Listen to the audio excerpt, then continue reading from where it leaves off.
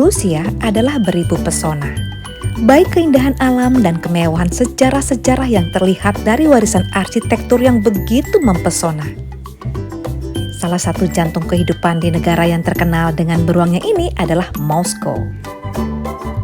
Ayunkan langkahmu ke destinasi yang menarik untuk dikunjungi. Kali ini kita mengunjungi Moskow yang juga menyimpan banyak keindahan yang bisa dinikmati oleh siapapun yang berkunjung ke sana.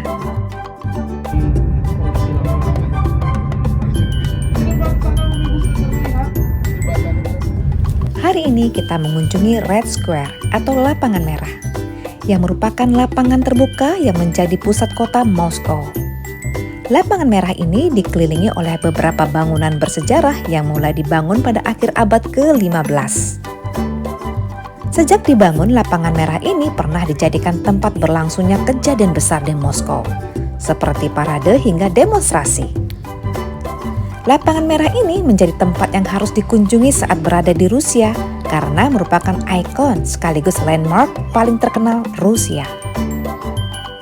Di balik kepopulerannya terdapat beberapa fakta unik tentang Red Square, antara lain.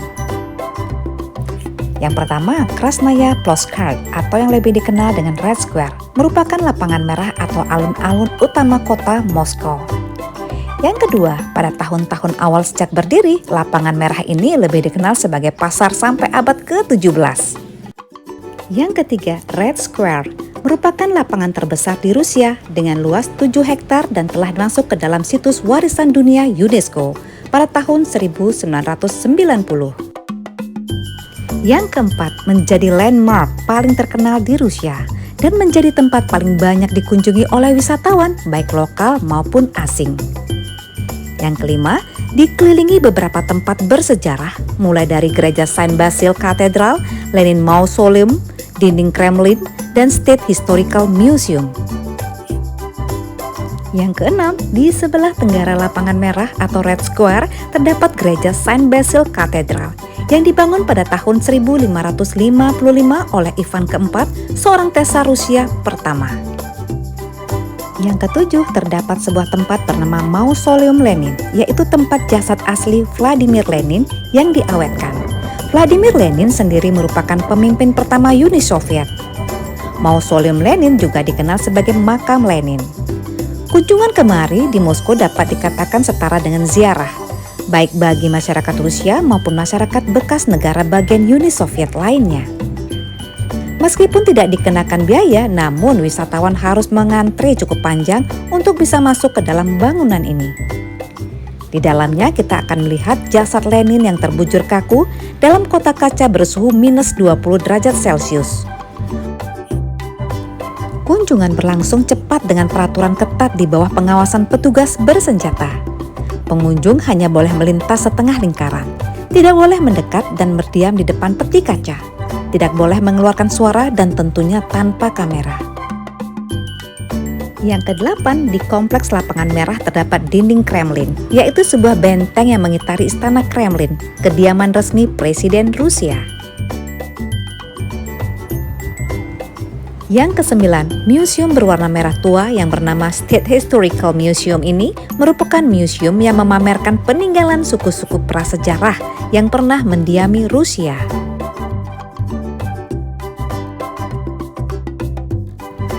Yang ke-10, GUM, G-U-M. Dalam bahasa Rusia, GUM merupakan singkatan dari Toko Universal Utama. Toko serba ada ini memiliki arsitektur langit-langitnya dan sisi luar bangunan yang indah, sehingga membuatnya tidak terlihat menyatu dengan area sekitarnya. Dengan lebih dari 200 toko, butik, dan restoran kelas atas di dalamnya, ini adalah surga di mana kita akan menemukan pakaian dari berbagai macam brand.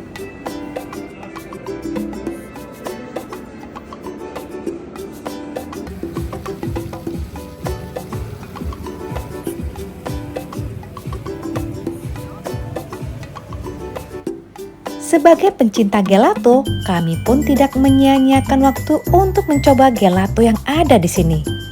Pengen tahu rasanya seperti apa? Dan sahabat saya mencoba dark coklat, dan saya sendiri mencoba pistachio-nya. Dan ternyata Kedua gelato ini enak banget, banget. Di food courtnya saya mencoba lasagna yang isinya salmon dan bayam. Dan ini ternyata enak juga. Lah ini kok jadi makan makanan Italia di Rusia ya? Penamaan merah pada lapangan merah atau Red Square tidak ada hubungannya sama sekali dengan warna merah tua dari banyak bangunan yang mengelilinginya.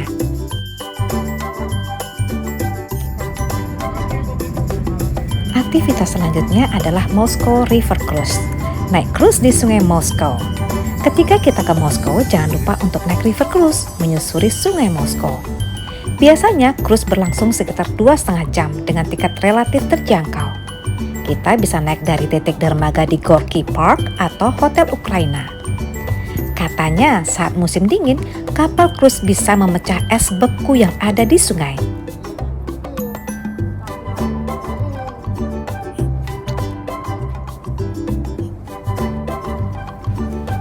Selama pelayaran, kita bisa mengunjungi restoran dan bar untuk mencicipi makanan serta minuman yang ditawarkan. Tentunya dengan biaya sendiri. Nikmati itu semua sambil menyaksikan pemandangan yang luar biasa dari ibu kota Rusia. Di sepanjang perjalanan kita cukup duduk rileks dan lihatlah landscape yang indah dari jendela.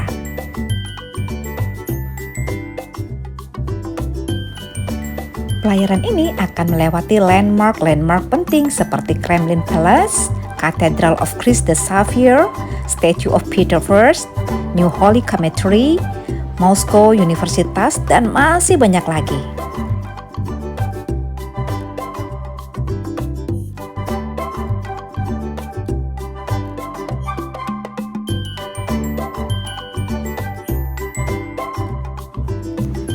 Berlayar adalah salah satu cara terbaik untuk melihat Moskow. Jadi, Moscow River Cruise ini sangat saya rekomendasikan untuk diambil ketika kita ke Moskow.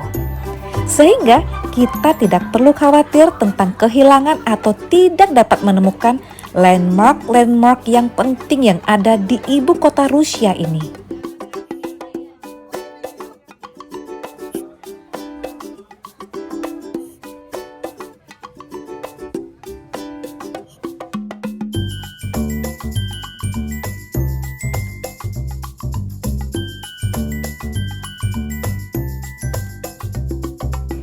Selanjutnya, dengan berjalan kaki melalui jalur metro, jalur kereta bawah tanah, kita menuju Triumphal Arch of Moscow.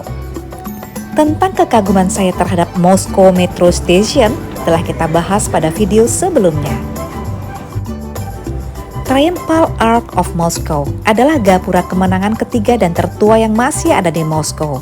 Dibangun pada tahun 1829 hingga 1834. Di lapangan Tverskaya Zastava sesuai desain Joseph Bove untuk memperingati kemenangan Rusia atas Napoleon selama invasi Prancis ke Rusia pada tahun 1812. Gapura ini menggantikan struktur kayu sebelumnya yang dibangun oleh veteran perang Napoleon pada tahun 1814.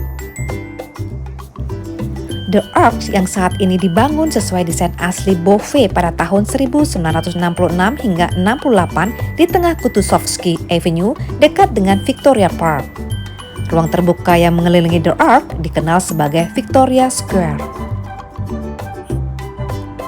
Menjelang senja, kita kembali menelusuri jalur metro, jalur kereta bawah tanah untuk menuju tujuan selanjutnya yaitu Arbat Street.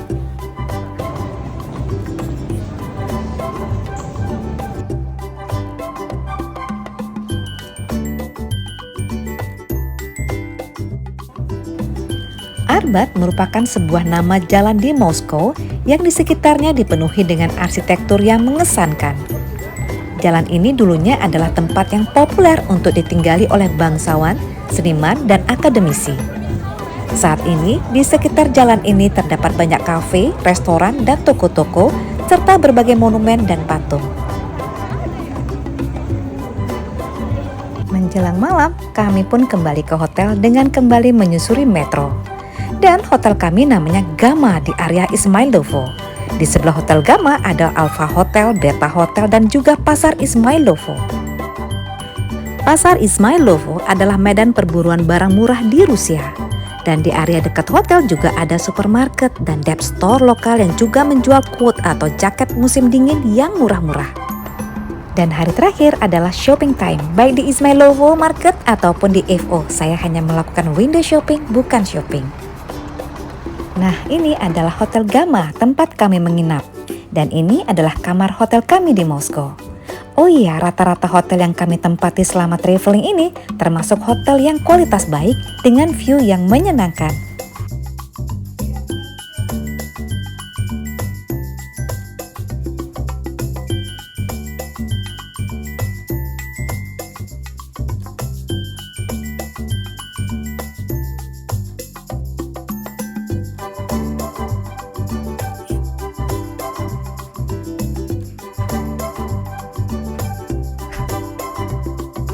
Dan di malam harinya, tepatnya dini hari waktu Moskow, kita pun harus terbang kembali ke Indonesia dengan membawa kenangan yang memorable.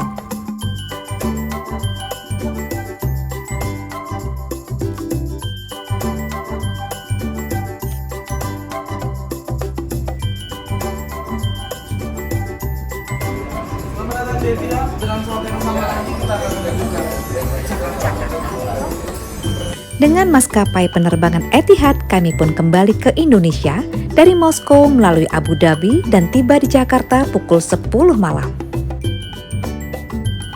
Demikian sekilas kunjungan kami di Moskow, dan selama 9 hari di Rusia dengan mengunjungi Moskow, Saint Petersburg, dan Murmansk. Terima kasih telah menonton video ini. Sampai jumpa pada video destinasi lainnya. Matur suksma.